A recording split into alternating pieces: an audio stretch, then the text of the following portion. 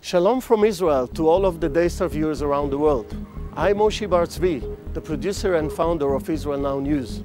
We at Israel Now News are dedicated to bringing you the full story and the truth about Israel from Israel.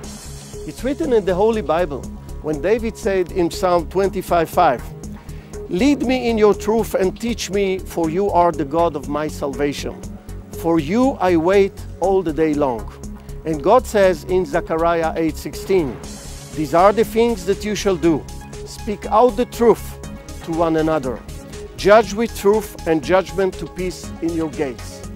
And always search for the truth, and the truth shall set you free." John 8:31. I hope you enjoyed the program. God bless you from Jerusalem. Shalom, shalom.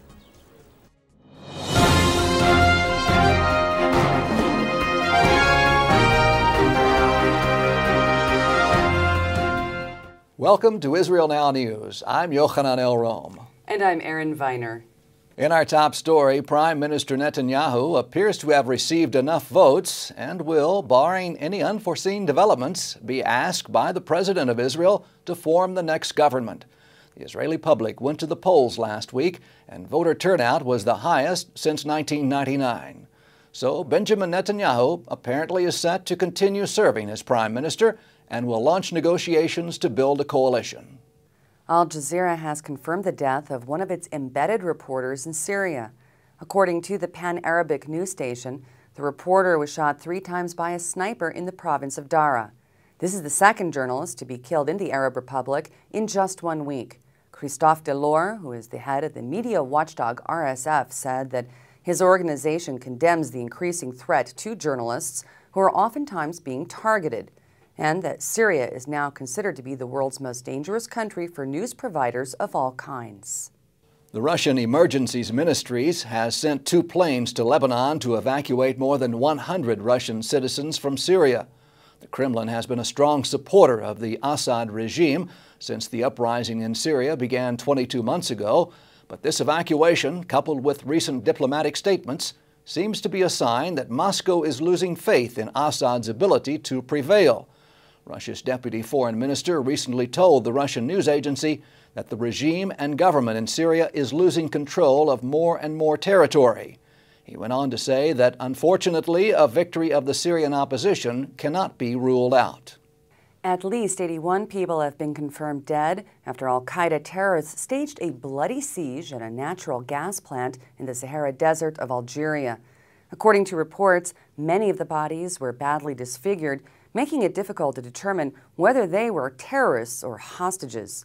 The Algerian government has officially stated that 37 foreign hostages were killed in the standoff. U.S. President Barack Obama released a statement saying that this attack is yet another reminder of the threat posed by al-Qaeda and other violent extremist groups in North Africa. A delegation of United States senators was in Jerusalem last week and met with Israeli Prime Minister Benjamin Netanyahu to discuss regional issues. Netanyahu told the group that building in Jerusalem is not the world's problem, but that a nuclear Iran is the world's problem. He went on to say that history will not forgive those who do not stop the Iranian nuclear program. As international pressure mounts for Iran to halt its disputed nuclear development program, Tehran's delegate to the International Atomic Energy Agency defiantly said that the Islamic Republic will not stop uranium enrichment for even a moment. Ali Asghar Sultanieh's comments, which aired on Iranian state television, came just 2 days after senior investigators from the IAEA concluded intensive talks with the Iranians. Despite Tehran's clear lack of regard for the Nuclear Non-Proliferation Treaty, the IAEA has agreed to hold another round of negotiations early next month. Terrorists attacked a convoy of Lebanese Parliament members demanding the release of Islamist prisoners jailed in Tripoli. The terrorists threw grenades at a convoy which carried the Sports and Youth Minister, Faisal Karameh. 4 people were wounded in the attack. Egyptian authorities have seized a truck loaded with over 1 ton of explosives in Suez. This is the 4th such discovery during the past 10 days, which has yielded more than 2.5 tons of explosives. Reports from Egyptian officials in the Suez area are conflicting. One claimed that the terrorists were attempting to ambush a tunnel in the area, while another stated that the explosives were en route to the Sinai. Israeli security officials have arrested 2 Bedouins for plotting terror attacks against Israelis. The men confessed to planning to bomb the Beersheba Central bus station, as well as a plot to run over Israelis with a car. The 21 and 24-year-old brothers also admitted to planning to build and launch homemade rockets at Israelis. Both brothers were said to be influenced by jihadist websites on the internet, and one of the suspects reportedly volunteered to kill Israeli civilians on a Palestinian Islamic Jihad website. A German court has convicted a bishop for inciting hatred by Holocaust denial. Bishop Richard Williamson openly denied events of the Holocaust during an interview with a Swedish television station in 2008. The 78-year-old Roman Catholic cleric was fined 1,800 euros for claiming that Jews were not murdered in gas chambers during the Second World War. This amount was significantly lower than the 6,500 euro that was requested by the prosecutor. Holocaust denial is considered a crime in Germany, and although the case took 5 years to prosecute, the bishop was eventually found to be guilty and fined for his offenses. The European Parliament has adopted the observance of Holocaust Remembrance Day. Although Holocaust memorial services have been held in the EU Parliament for the past 7 years, they were not considered official events. Rabbi Menachem Margolin, Director General of the European Jewish Association, said, "The European institutions have the responsibility to increase education toward tolerance in all EU member states. Education is the key to preventing the reoccurrence of such acts of horror." Freedom Watch, a U.S.-based watchdog organization, released its annual report last week stating that Israel is the only free country in the Middle East. The report, titled Freedom in the World 2013, rated countries based on open political competition, the climate of respective civil rights, the independent media. The report found that in most Middle Eastern countries there is limited respect for political rights and civil liberties, and in many cases, basic political rights are absent and civil liberties are widely and systematically denied. It said that the Middle East registered major declines with a list of worsening countries that includes Iraq, Jordan, Kuwait, Lebanon, Oman, Syria, and the United Arab Emirates. Israel remains the region's only truly free country. A human rights NGO in Yemen has appealed to the Yemeni government on behalf of the endangered Jewish community in that country. In 2007, an al-Qaeda-aligned anti-government militia forced the small Jewish community from their homes. Since then, the Yemen government has provided them with assistance, but that has recently been halted. The report demanded that the National Reconciliation Government restore the allocations and provide the Jews with housing and safe living, as they are considered to be displaced as a result of war. Most Yemeni Jews were brought to Israel in a mass immigration called Operation Magic Carpet, shortly after the foundation of the State of Israel. The few Jews who remained in Yemen have faced escalating persecution by the increasingly Islamic and militant population. The United States government has officially requested the release of imprisoned American pastor Pastor Abedinis. The 32-year-old Christian pastor, who is the married father of 2, was in Iran working to keep an orphanage that he runs operational. Abedinis was arrested by Iranian authorities for his beliefs, and he now faces the death penalty.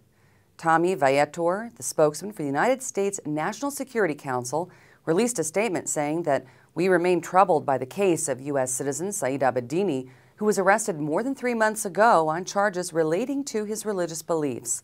We call upon Iranian authorities to release him immediately. Jordan Sekalo, the executive director of the American Center for Law and Justice, wrote, while the Obama administration's National Security Council has called for the immediate release of Pastor Saeed, it is disappointing that the State Department and Secretary of State Hillary Clinton remain silent, failing to condemn Iran's actions and call for Pastor Saeed's release. He went on to say that Pastor Saeed is an American citizen facing trial and an uncertain future, which could very well include the death penalty because of his religious beliefs.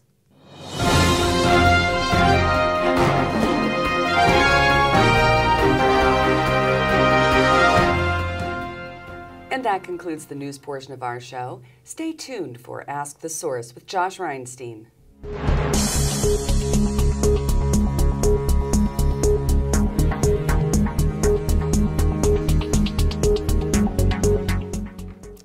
and welcome to Ask the Source. I'm your host, Josh Reinstein, and Baruch Hashem, thank God, once again we've been rained out of our rooftop studio here in Jerusalem.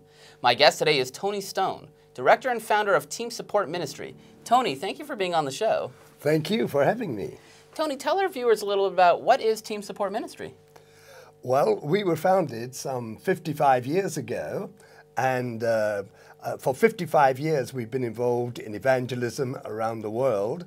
And in recent years, much more concentration on Israel, and that's the reason why we're in Jerusalem today.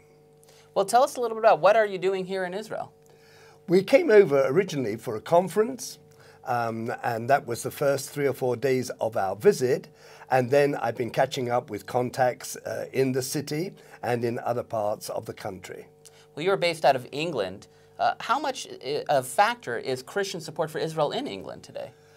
I would say, Josh, it's something that is increasing among Bible-believing Christians, giving great support to the land and much prayer for the nation and the people.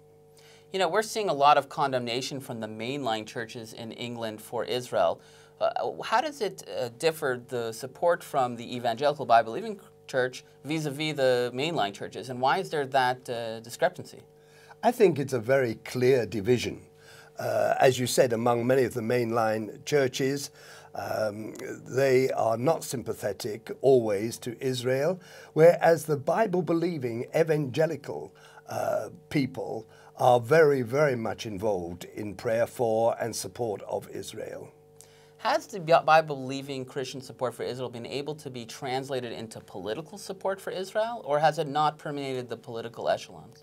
Oh, it certainly has made some impact by writing, by phoning, by having different conferences. And so I would say, yes, there is some impact on the political, but the two things are definitely divided. We're seeing a major rise in radical Islam in England. How has that affected your ability to operate as an organization and as just a Christian who believes in the Bible? Oh, it hasn't affected our ability to do that. We are aware of a rising population of Islamic people, but we see that as a challenge to us as Christians to evangelize among them, and we're always looking for fresh opportunities. But it hasn't really made any big impact as far as our stance for Israel is concerned. Do you think that the rise of radical Islam in England will affect political support for Israel? We've seen just recently a lot of condemnation from the British government about building in our capital, Jerusalem. Yes, we're very aware of that. And one wonders personally how much they're pandering to the views of the Islamic group in the United Kingdom. But again, I say it doesn't change the fact that we believe our responsibility is to reach out to the Islamic people with the gospel. And in my mind, the political stance and the church's stance are two totally separate things. We see the statistics, and we see that in Western Europe, there isn't really a rise of Christianity, whereas in Eastern Europe, there is this new revival. What do you think the difference is between Western Europe and Eastern Europe in this respect? I feel very strongly about that, actually, because statistics are built up on the established churches, you know, the sort of 5 main Christian denominations. But in actual fact, the scene in the United Kingdom is absolutely thousands and thousands of small, new, often charismatic churches, and there is no way that they get into the statistics. And so as a traveling preacher, I'm encouraged by what is happening in the country, but it is not happening in the established church. What can be done in the United Kingdom, including Scotland, Ireland, Wales, and England, in order to bolster a more pro-Israel voice? Oh, I think we have got to speak out, we have got to be bold, we've got to be strong. For example, in our ministry, in Team Support Ministry, my colleagues and I, we travel the country talking on the subject of Israel, and really it's an education program that they understand that the God of Israel is the God of the believer today, and that God still has such a purpose for this land. And so my time is taken up with pro-Israel traveling and talking. Well, you're here now in Jerusalem for a conference supporting Israel. What is the point of the conference? We came on this occasion to pray for Israel, and it's called the Women on the Wall, although men are very much invited as well.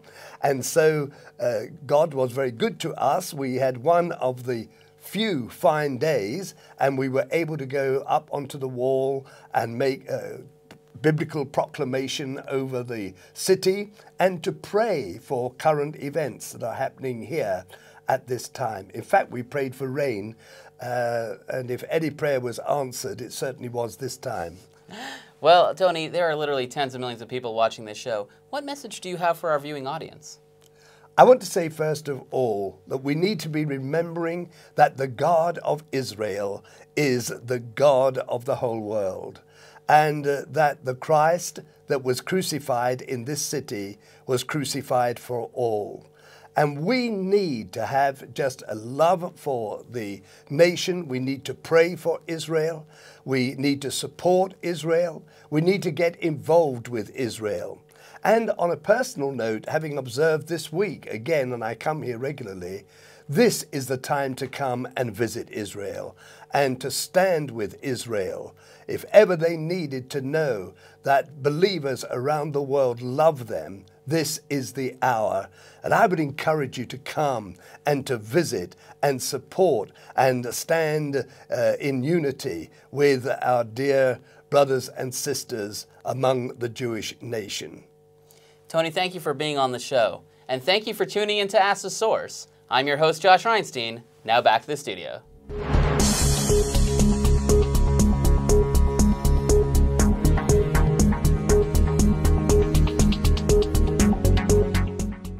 Up next, shining light from Israel.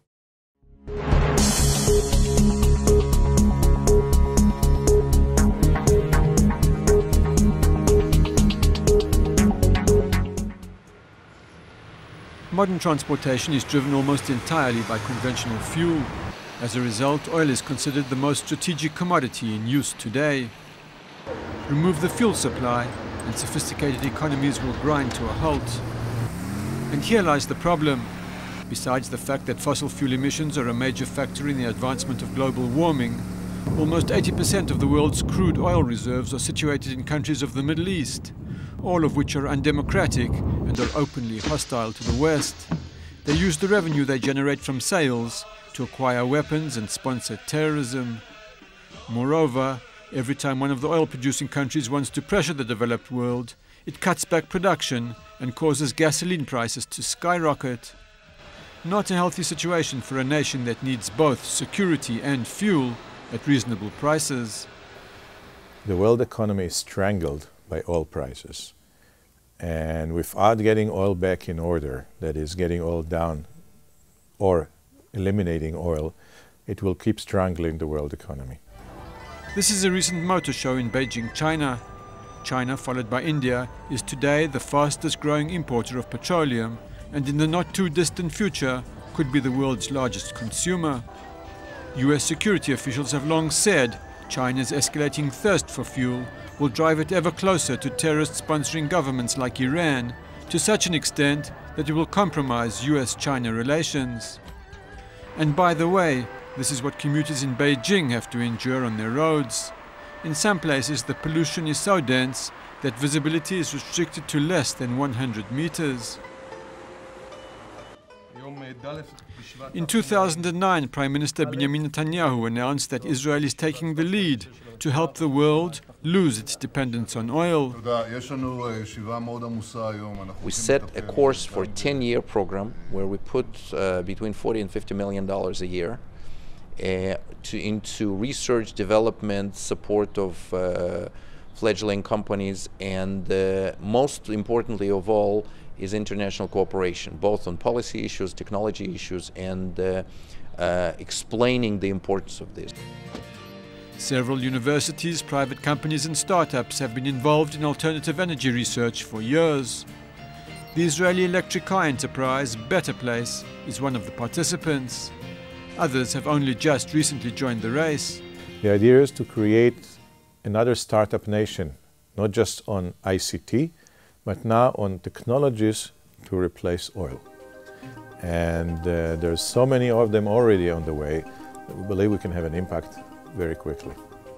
We believe that we can produce this oil, actually this finished product, between $35 and $40 per barrel, and today Brent crude is $115 per barrel.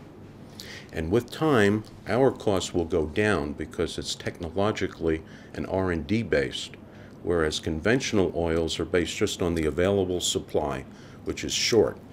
Demand is going up because you have countries like China and India with a growing population wants to have cars, and the amount of available conventional oil is going down. Yossi Hollander believes that for the short term, using natural gas for transport is the way to go. Everybody always joked that Israel is the only place in the Middle East with no oil and gas. That joke is finally over. Israel has found significant amounts of natural gas in the Mediterranean. And the opportunity for Israel is to actually convert its fleet away from oil, its car fleet, its truck fleet, to natural gas or to byproducts of natural gas, for example, methanol. The transportation experts say now is the time for the government to act. Once the decision is made, they say, within less than 10 years, the country's entire fleet of vehicles can be powered by electricity or by fuel derived from natural gas, and will prove to the world how quickly it can be done, and especially how economical it is.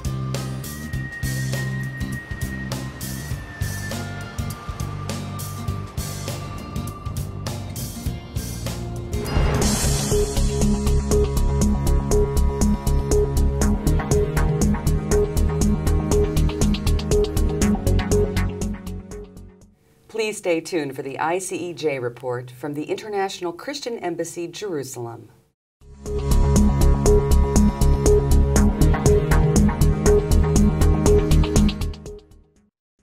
Have you ever wondered what happened to the lost 10 tribes of Israel? This is a question that has challenged Bible scholars and historians for centuries.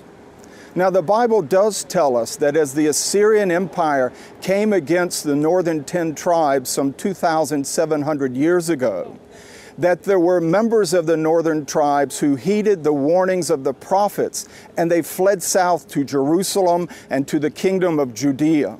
Others who were taken into exile came back with Ezra and Nehemiah and rejoined the Jewish mainstream.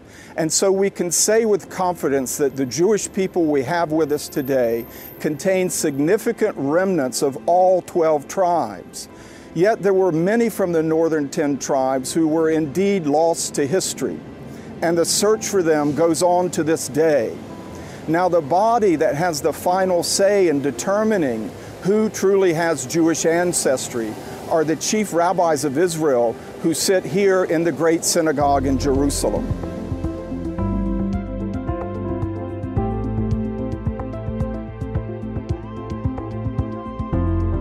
In the late 1970s, a few individuals from a small group located in northeast India began to research the origins of their religious traditions and their ancestry. Their research led them to discover an ancestral connection to Israel. Under Persian rule, their ancestors traveled through the Silk Route to modern-day Afghanistan, Tibet, China, and finally to northeast India, in the midst of Myanmar and Bangladesh. This particular group, called the Bnei Menashe, or Sons of Menashe, are believed to be descendants from the lost tribe of Manasseh. In the early 1980s, members of the group made contact with an organization in Israel expressing an interest in returning to their ancient homeland. Recently, I was part of a delegation from the International Christian Embassy, Jerusalem, which was privileged to welcome 53 members of the B'nai Menashe tribe home to Israel at Ben Gurion Airport. It was a remarkable experience, and what really stood out to me is the sense these people had that they were carrying the weight of so many generations that had longed to come home. They realized they had the privilege to be the ones to stand for the first time back in the land of Israel. It was a hope they had carried for generations.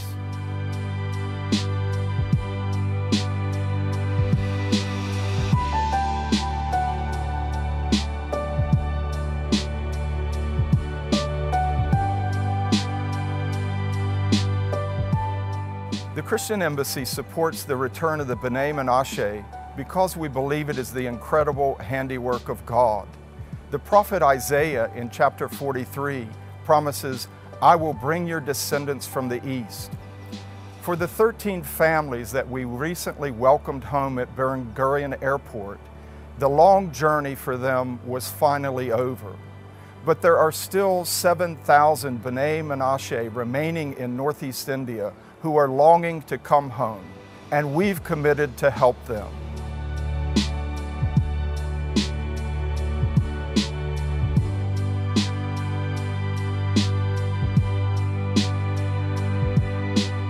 The return of the B'nai Menashe, the sons of Menashe, to the land of Israel is one of the most exciting developments of our days.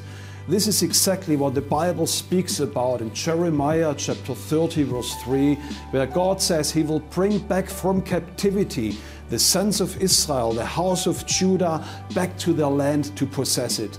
And we want to invite you to become part of this exciting end-time prophetic action of God and to place a financial seed into God's return of the chosen people to the land of Israel. Become a partner of the Christian Embassy and help us to bring the B'nai Menashe, the sons of Menashe, back to the land of Israel. We are your embassy here in Jerusalem. May the Lord bless you out of Zion.